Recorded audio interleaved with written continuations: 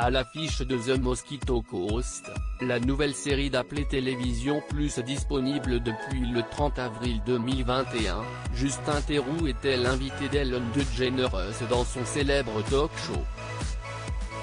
Au cours de son interview, l'ex de Jennifer Aniston a raconté une incroyable histoire. Il a été victime d'un grave accident lui ayant provoqué une importante amnésie.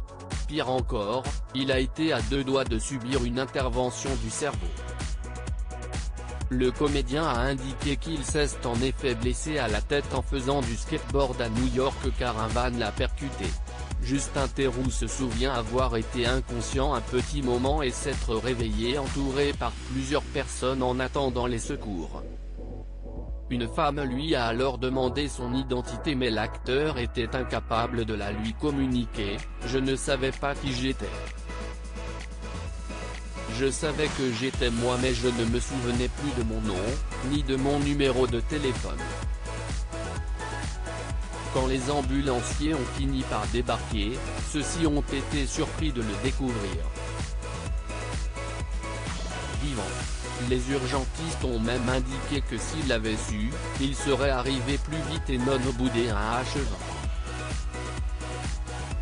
Justin Theroux préparé pour une intervention du cerveau finalement transporté à l'hôpital. Justin Theroux a ensuite craint de devoir subir une opération, cela s'est empiré.